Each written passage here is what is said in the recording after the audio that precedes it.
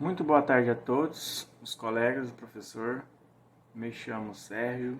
Eu vim aqui para apresentar sobre a pena da multa. A sua origem é desde o Império Romano, pois é uma espécie de sanção penal que possui natureza patrimonial e que, na grande maioria das vezes, é combinada no preceito secundário da normal pena, ou seja, a pena combinada, de forma isolada ou cumulada com a pena de prisão, pena corporal no caso. A sanção dela é uma sanção de caráter patrimonial que submete-se na diminuição do patrimônio do condenado através de uma prestação em dinheiro, ou seja, um pagamento. Pois na legislação ou na Constituição Federal prevê no artigo 5, inciso 46, a letra C, que a lei regulará a individualização da pena e adotará, entre outras, as seguintes: A. Privação ou restrição na liberdade. B. Perca de bens. Letra C. Multa. Letra D. Prestação social alternativa. Letra E. Suspensão ou interdições de direito. No artigo 49, ele fala sobre essa parte da multa. O que é essa multa? Para onde é que vai esse recurso dessa multa? No artigo 49, essa multa era destinada ao sistema penitenciário, pois consiste no pagamento ao fundo penitenciário da quantidade fixada da sentença e calculada em dias multas. No caso, esse valor ele vai para um sistema penitenciário para arcar, né, com os gastos de presídios ou fazer a sua demanda lá dentro, no caso, o que for necessário. Aí eu vou aqui falar também aqui sobre o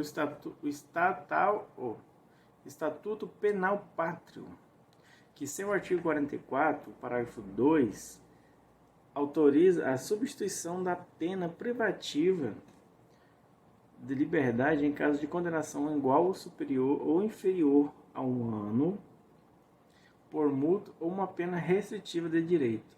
Se a condenação for superior a 1 ano, a pena é privativa de liberdade. Poderá ser substituída por uma pena restritiva de direito e multa e por duas restritivas de direito. Trata-se da chamada multa substitutiva. Pode ainda ser aplicada nos tipos em que é combinada de forma isolada ou alternativa, ou cumulativamente a privação da liberdade daquele que abrigam em seu preceito secundário. A multa traz vantagens substanciais em detrimento da privação de liberdade e, somando-se à restritiva de direito, continue arcabouço punitivo de real eficiência, desde que bem aplicada e perfeitamente executada. Com o advento da Lei nº 9.268, de 96, que transformou a pena de multa em dívida de valor através da nova redação do artigo 51, surgiu na doutrina e jurisprudência pátrias um sério questionamento sobre a sua forma de pagamento e execução. Embora o artigo 50 do Código Penal estabelece que a multa deve ser paga dentro de 10 dias, depois de transitada em julgado a sentença, ou ainda em parcelas mensais, conforme requerimento do condenado, permitindo também um desconto do seu vencimento no caso específico elencado no parágrafo 1 mencionado disposto do artigo 51. Reza que transita em julgado a sentença condenada e multa será considerada dívida de valor aplicado se lhe a soma legislativa relativa à dívida ativa.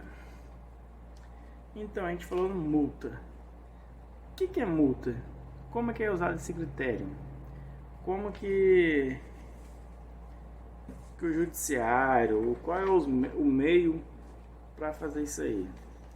E outro também, qual o crime que a pessoa comete que é transformado em multa e o crime que ela comete que é transformado em pena de perca de liberdade. Aqui, ó, vou ler um trechinho aqui. O artigo 17 da Lei nº 11.340 de 2006, conhecida como Lei Maria da Penha, proíbe a substituição da pena privativa de liberdade por pena exclusiva de multa, quando o delito for praticado com violência doméstica ou familiar contra a mulher. O cálculo do valor da multa. Quando se trata de multa prevista em abstrato no próprio tipo penal, o juiz observará duas fases. Primeiro, fixará o número de dias multa e depois o valor de cada um deles. Regra para fixação do número de dias multa.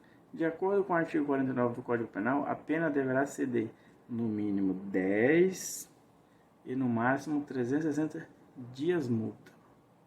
Para se estabelecer o número de dias multa, as regras a serem observadas pelo juiz são as mesmas estabelecido na Lei Penal para a pena privativa de liberdade, ou seja, o critério trifásico do artigo 68 do Código Penal. Assim, o juiz deverá inicialmente fixar a pena base de dias multa com observância da circunstância do artigo 59 do Código Penal.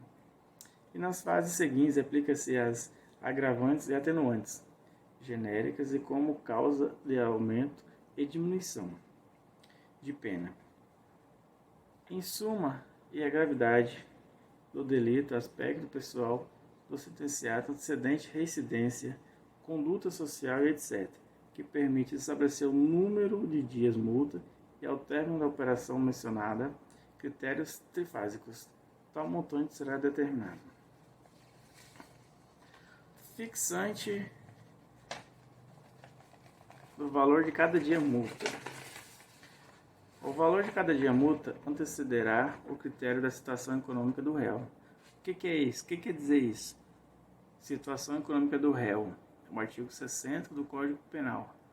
É que se o réu é condição financeira elevada, se o réu é uma condição financeira baixa, não podendo ser inferior a 1/3 do salário mínimo mensal e nem superior a 5 salários mínimos, artigo 49, parágrafo único do Código Penal.